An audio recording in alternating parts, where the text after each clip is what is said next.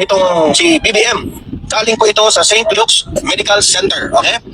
Hindi ko lang babanggitin sa inyo saan ko nakuha ito. Pero ito po ay pinicturan. Ano tawag ito? Ito na yung findings ng kanyang CT scan. Whole abdomen CT scan po ito. Okay? Karapatan ng mga Pilipinong malaman yung katotohanan. So dapat hindi yan tinatago ng pamahalaan kasi sisirain nila yung public trust eh. Yung tiwala ng mamamayang Pilipino, sisirain nila sa mga ginagawa nilang pagtatakip kung ano man yung dapat nilang pagtakpan.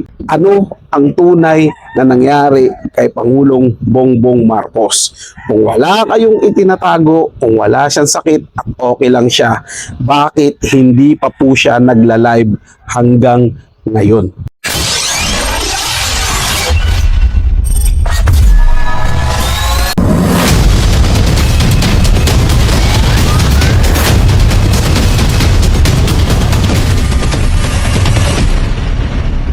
So, eto na nga mga insan. Grabe, matindi itong mga insan. No? Pag-uusapan natin ngayong araw, di ba? Kung napapansin nyo, ang daming humahanap sa ating presidente ngayon, kay Bongbong Marcos. Marami din ang nagtatanong, ano na ba ang nangyayari kay Bongbong Marcos? So, ito, ang daming kumakalat ngayon na video patungkol sa nangyari dito kay President Bongbong Marcos. Sinubo daw ito sa St. Luke's. At katunayan yan mga insan, viral tong video ngayon na nagsilabasan doon sa labas ng St. Luke's dahil ang dami daw pulis na pumunta eh. Tapos na-videohan din yung presidential bus. Nag-convoy nga papunta doon sa St. Luke's. Etong mas matindigan mga insan. Panoorin nyo ang video na to, siguraduhin yung tapusin nyo to dahil meron din akong ipapakita sa inyo na isang vlogger na naglabas ng medical record ni BBM doon mismo rin sa St. Luke's. Hindi ko alam kung nagtataon ng itong mga insan na sa St. Luke's pumunta yung mga presidential security ni President Bongbong Marcos. Tapos sa St. Luke's din nagkaroon ng yung medical records ni Bongbong Marcos. Kung ano man itong mga insan, kayo na humusga kung may katotohanan to. Diba?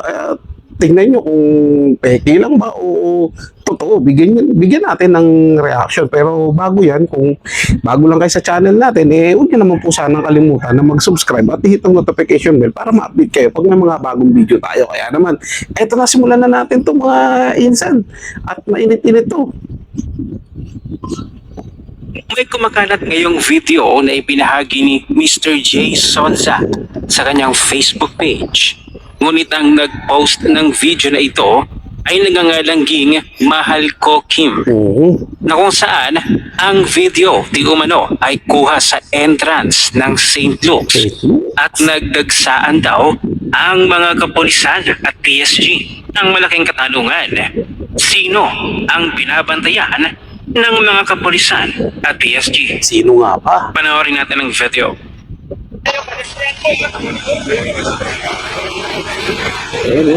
Labas ng St. Luke's siya, may isang tuloy. Ang daming pulis Bakit ang daming pulis yan? So, meron tao talagang sinubo dyan na malaking tao, kilalang tao, di ba? Kasi daming pulis daming nakabantay. So meron niyang video na kumakalat diba? mula sa entrance ng St. Dami Luke's ko na yung mga ibinahagi reaction ni yun, Mr. mga Jason isa, sa kanyang mga reaction Facebook ng mga tao, page. mga Ngayon ang video na ito ay nakakalap na ng 6,000 reactions. Dami. Ang tanong naman ng mga netizens, anong meron dito? At bakit nagdagsaan ng kapulisan sa entrance ng St. Luke's? At kasabay nga na nag-viral na video na ito, ay marami rin ang post ng mga certified DDS vlogger tulad na lamang ito ni Andrew Olivar. Ang sabi niya, "Congrats, President Sara." Congrats na agad. Na para bang may papalitan si VP Sara, no? Ito naman ang sabi ni Chinito Tisoy. Si Tatay Digong, lumulusog daw sa ICC. Yung isa, nasa ICU ba? With question mark na. Sino ang nasa ICU? Bakit parang mauuna pa sila kay Tatay Digong? Dahil dito ay nagbigay naman ng reaksyon mismo ang certified DDS vlog na si Madaraho. Hoy mga Marites! Marites. Mga Marites sabi ni Claire Castro, maganda yung kalagayan ng Pangulo. Fake news si Castro Ano pinagsasabi niyo? May mga pa-stage pa kayo. Alam mo siya, hindi nagsabi, no? Stay tuned. Akala ko tuloy kanina, flood control. Phase 1, phase 2, phase 3, phase 4. Si Buhay. Oh, may reklamo pa kayo. Maayos ang kalagayan. Relax lang kayo, ha?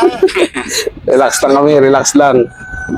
Pagdating ng araw, Galing mo talaga, Madraho. buhok ay puputi na rin. Sayang ang bayot. Wala lang ako magawa. Kalupit talaga ni Madraho, Gino. Hinantahan. Ay, yung ano pala to, yung ginawan ko ng reaction na galing to sa channel ni Robin Sweet, mga insan. Ilalagay ko yung link sa description para mabisita nyo rin siya.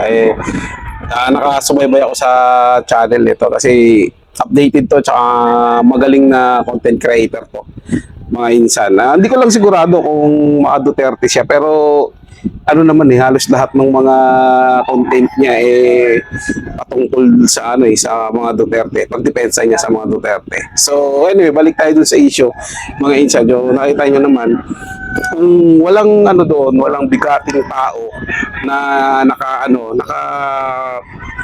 tawag na itong naka-confine doon sa St. Luke's. Bakit ganun kadaming mga pulis doon sa labas, sa entrance? And in fact, mga insan nabidyohan din yung presidential bus nga. Hindi ko lang maisasama yung video dito, mga insan, kasi hindi nakaabot itong habang ginagawa ko to. Hindi pa nasisend sa akin, hiningi ko yun. Medyo tinama din tayo mag-alukay ngayon. Yun nga, hindi ko siya naihabol dito, mga insan. So ayun, nakakapagtaka lang talaga na bakit ang daming kapulisan doon sa St. Luke's, di ba? Sino yung nandoon? Pero dahil nga maraming marites, sabi nga ni sa Madarahog, at maraming gustong malaman kung ano na ang tunay na kalagayan ng Pangulo, o disclaimer lang po mga insan itong ipapakita ko sa inyo, hindi po ito galing sa akin, ibinahagi ko lang din sa inyo para mag-react, tulungan nyo akong mag-react kung ito ba'y tunay o hindi. Kayo na po ang bahalang humusga sa susunod na video ng ipapakita ko sa inyo, dahil itong video na to mga insan, ito yung naglabas ng medical records ni BBM. Tapos chinat GPT niya pa to kung ito ba'y life-threatening yung sakit ni Bongbong Marcos, at magugulat kayo sa makikita nyo, mga insan. Kasi kung ito'y totoo man, ako po, mapapaaga talaga ang pag-upo ni VP Sara Duterte bilang Pangulo ng ating bansa. Kaya wag na natin patagalin to, mga insan. Alam kong naku-curious na kayo sa sinasabi ko. Eto, panoorin na natin to at sama-sama bigyan ng comment at reaction ng kondisyon nitong si BBM. Galing po ito sa St. Luke's Medical Center. Okay? Hindi ko lang babanggitin sa inyo saan ko na po ito, ha? Pero ito po ay pinicturan ano tawag ito? Ito na yung findings ng kanyang CT scan.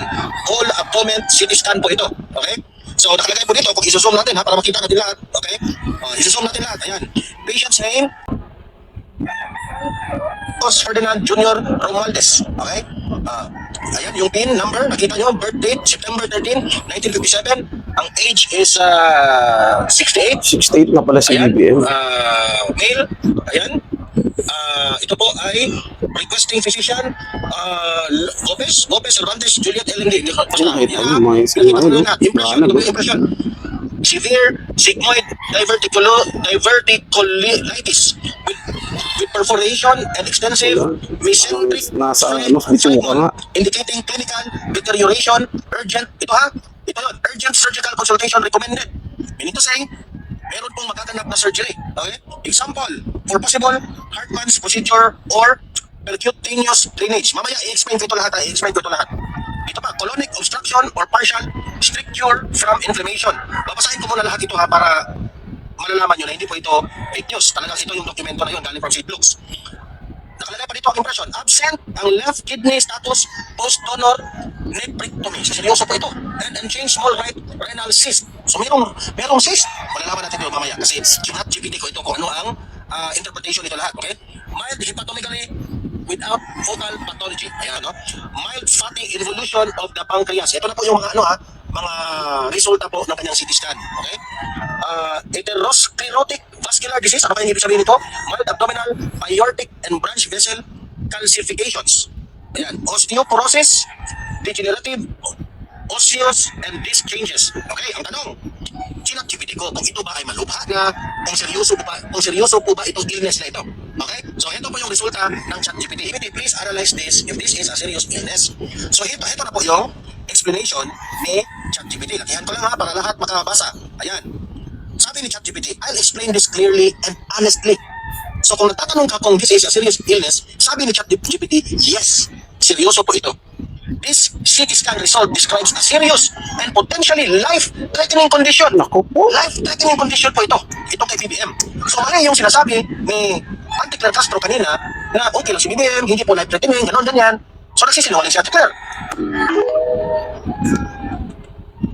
Grabe naman yung mga insa. Pati ba naman kalagayan, kalusugan ng Pangulo, sinisikreto pa nila. So, kung ito'y totoo mga insan, sa nilabas niya, tapos naghanap siya ng paliwanag doon sa totoong sakit ni BBM, tapos life-threatening pa, tapos kailangan ng agarang operasyon. Di ba? Hindi ba dapat ipaalam nila sa taong bayan yan? Kasi paano kung hindi siya makakalusot sa operasyon na yan? Anong mangyayari? Di walang presidente. Di ba? Dapat ipaalam nila yung totoong kalagayan ng Pangulo kung ano man, kung may sakit na siya o hindi. Kasi marami din naglalabasan mga insan eh. Nakakaano kasi doon, naglalabas sila ng mga video patungkol doon sa activity di umano ng Pangulo. Pero file video. Ibig sabihin, ano na yun, mga dating video yun. Ang masaklap pa nun, mga dating video, eh yung buhay pa si Enrile, doon sa marang tagal na nun, mga insan. Di ba? Parang pinipeke nila lahat ng mga nilalabas nila, nagtutrobak sila, kaya ang dami na tuloy nagtatanong kung saan yung Pangulo. Diba? Seryosong usapin po yan, mga insan. Kasi kung hindi niya kayang gampanan yung pagiging Pangulo niya, time naman na siguro para mag-step up yung ikalawang Pangulo. Ano ba ikinakatakot nila na mamuno si VP Sara Duterte? Dahil ba unti-unting nalalaman na katotohanan doon sa mali-malitang pera, doon sa pagnanakaw sa kaban ng bayan? Yun ba yung kinakatakot nila? Kaya ayaw nilang tuluyang maging Pangulo si VP Sara Duterte? Diba? Karapatan ng mga Pilipinong malaman yung katotohanan. So dapat hindi yan tinatago ng pamahalaan kasi sisirain nila yung public trust eh. Yung tiwala ng mamamayang Pilipino, sisirain nila sa mga ginagawa nilang pagtatakip kung ano man yung dapat nilang pagtakpan. Hindi ko alam mga insan kung ano yung punto nila dito ha. Kung tama rin ba yung pinupunto ni Congressman Pulong na nagpapatay-patayan lang daw para makaiwas doon sa pagtatanong kasi naano nata nauungkat na pa yung yung budget na pinirmahan, yung nawawalang pondo ng ng gobyerno. So parang lumalabas na nagda-divert na naman sila ng usapan. Pero ang dito mga insan, ang nakakaalarma dito, kung patuloy nilang itatago yung ganyang kalagayan ng Pangulo, dapat pa ba na pagkatiwalaan natin yung mga sinasabi ng napamahalaan, lalo na si Ate Claire Castro? Wala silang tinatago, healthy ang Pangulo, ba't hindi sila mag-live? Press conference, live mismo, may oras at araw. Di ba hindi kukuha ng file video, tapos yung file video na gagawin nila is yung buhay pa yung mga dating nawala na. Hindi mo ba? Tapos may iba-vlog silang bahagi ng video nila para hindi nila para di mapansin na sim lang to doon sa mga dating mga video. Di ba? Alam mo mga insan, simple lang naman ang tanong diyan eh. Di ba? Simple lang din dapat ang sagot.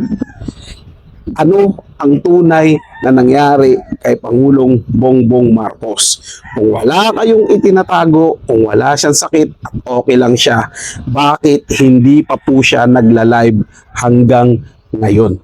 Yun lang po yun kasimple.